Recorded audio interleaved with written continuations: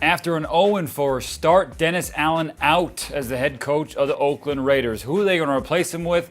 Well, that's an answer we're going to get from Jason Cole, NFL insider for BR. Jason, whoever the Raiders hire will be the 7th head coach since 2004. Who are they looking at? Well, the funny part of this is that a couple of the candidates who would be best suited for this job, the Raiders have either already gone through or have a bad relationship from a previous incident. That would be Kyle Shanahan, whose father obviously was a head coach there, Mike Shanahan, and had a huge falling out with Al Davis. Now, perhaps that could be repaired. Next one would be Hugh Jackson, Cincinnati Bengals offensive coordinator, who is there, who's now a good candidate again, and they probably should have kept in the first place. So those guys probably get taken off the list.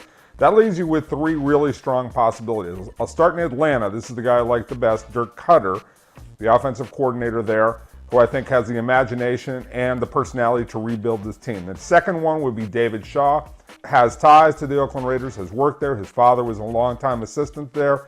He's currently at Stanford University. I don't think he would take the job, but he would be a strong candidate as well. Finally, Art Briles out of Baylor University has the imagination and the offensive aptitude to kind of turn that team around. Problem is, I don't think he would want to go to the Raiders job unless it paid a lot and gave him full control on personnel. I don't see that happening. So it really comes back to Dirk Cutter as being the number 1 candidate to me. You haven't talked about yet John Gruden. What are his chances of becoming the next Raiders coach?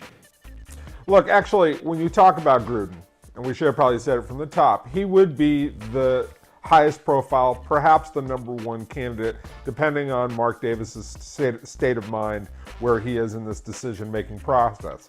The question with Gruden is, he's going to want full control of personnel, which may allow them to keep Reggie McKenzie in a sort of dummied down role, not truly as a general manager, not making final decisions.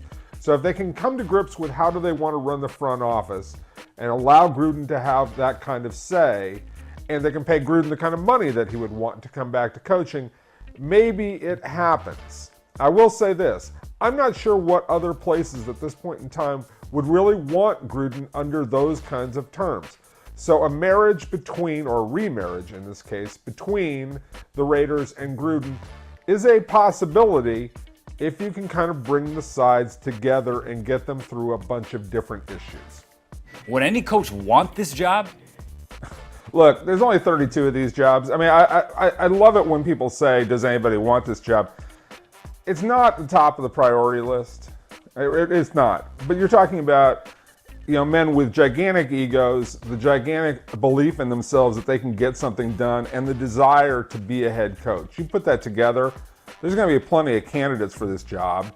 They just may not be the prime candidates, and the Raiders may not be number 1 on their list if they have choices.